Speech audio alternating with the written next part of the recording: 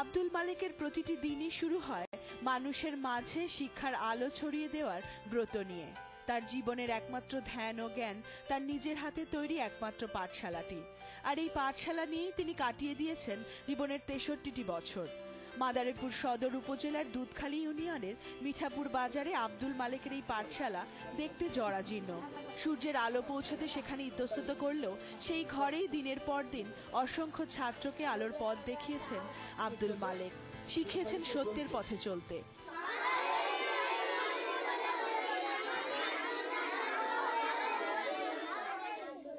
এই পাঠশালায় পড়েছে এমন অসংখ্য ছাত্র আজ প্রতিষ্ঠিত। তাদের মধ্যে ডাক্তার, ইঞ্জিনিয়ার থেকে শুরু করে আছেন পুলিশ কর্মকর্তা, এমনকি ব্যাংক কর্মকর্তাও।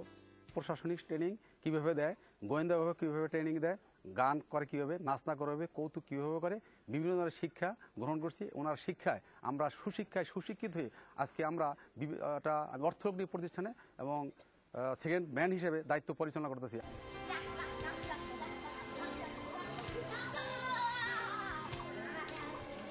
শুধু বদ্ধ ঘরে থেকে পড়াশোনাই নয়, উন্মুক্ত খোলা মাঠে ধুলো মাটি মেখে প্রতিটি ছাত্রকে জীবনের পাঠ দিতে চান আব্দুল মালেক।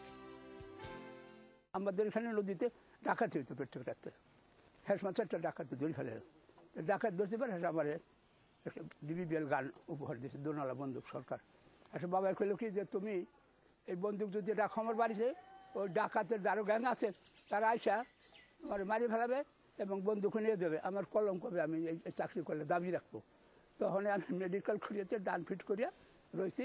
তারপরে সাহেবের আমার এখানে আনছে, এইখানে পরেই আমার দুইটা ছেলে ছিল, বড় ছেলেরা হঠাৎ করে পরে 2-3 জন মারা গেছে। এবার আমি এখানে আসছি এবার এখানে মানুষ আমার খুব ভালো জানে। হ্যাঁ, সে তারা এই ছেলেপেলে নিয়ে থাকছি, 1-2 করে পড়ছে, পড়ার থেকে আবার ফার্স্ট সেকেন্ড হয়েছে ছেলেরা।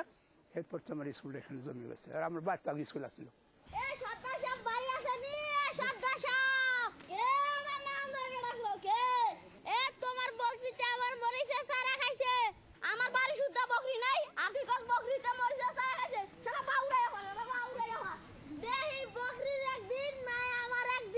শিশুর মনকে পরিপূর্ণভাবে বিকশিত করতে আর জীবনের সঠিক মূল্যবোধ গড়ে তুলতে আব্দুল মালেক আবিষ্কার করেন নিজস্ব অনেক পদ্ধতি, যার মধ্যে নাটক খেলা অন্যতম।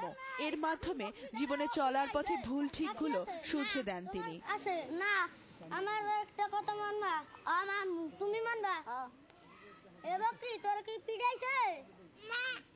তুই কি মরিচ তারা খাইছো? এখন ছেলে পেলে যারা পড়ে না তাকে আমি জোর করে ধরি আনি, এটা আমরা আমোদ পাই জন্য যে অশিক্ষিত হয়ে থাকবে, আমার কাছে শিক্ষিত হলে পরে তো আমার গুণগান গাইবে, এইভাবে আনি। আবার রাত্রে সন্ধ্যার পরে আমি গ্রামে যাই, বাড়ির কাছে কোন বাড়ির ছেলে পরে কেটে নাটক করে, কেটা কী করে না করে, সিনেমা দেখে, ওই যাই তার দেখবার পাই না, সেখানে কোরস্থানে দিয়ে আসি। সকালবেলা আসে, এরা পড়াশোনা করছো হসার, তোর ঘরের দরজাতে দাগ দেওয়া আছে, এদিকে তখন পিটান দিচ্ছে। এরকমভাবে আমি করছি, এইভাবে মানুষ যদি হয়েছে সে মানুষটি হয়েছে। আগে এই পাঠশালায় 9ম শ্রেণী পর্যন্ত পড়ানো হলেও এখন পড়ানো হয় 6ষ্ঠ শ্রেণী পর্যন্ত। এখানে কোনো নির্দিষ্ট বেতনের বালাই নেই, সামর্থ্য অনুযায়ী যে যা দেয় খুশি হয়ে তাই গ্রহণ করেন আব্দুল মালেক। তবে সব থেকে আশ্চর্য বিষয় ছিল 16 বছর বয়সী নিরক্ষর একটি ছেলেকে মাত্র 4 বছর পড়িয়ে এসএসসি পাশ করানো। স্থানীয় একটি স্কুলে এখন সে ছাত্রটি কাজ করছেন সিনিয়র শিক্ষক হিসেবে। স্যারে আমাকে বলছে যে তোমার বাবা মা যদি না পড়ায় তা আমি টাকা দিয়ে তোমাকে পড়াবো। এরপর বাবা মা রাজি হয়েছে।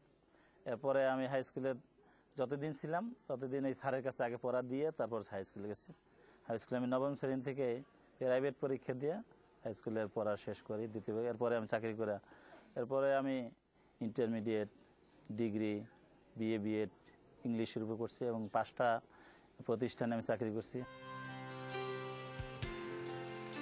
আর শুধু ছাত্র গড়াই নয়, সাবেক আনসার কমান্ডার আব্দুল মালেক সুযোগ পেলেই বসে যান সেলাই কল নিয়ে। কোনো মুহূর্তই অযথা ব্যয় হতে দিতে চান না তিনি। এমনকি গ্রামের মানুষের সেবায় সুলভে হোমিওপ্যাথি চিকিৎসাও করেন অবসর মতো। প্রতিদিন 4 কিলোমিটার পথ পাড়ি দিয়ে স্কুলে পৌঁছান 100 ছুঁই জোয়ান এই মানুষটি। সেই কিশোর বয়স থেকে তীব্র এক মানসিক জেদে এখনো জীবনের দৃপ্ত এক আলো দেখিয়ে যাচ্ছেন আব্দুল মালেক হাওলাদার।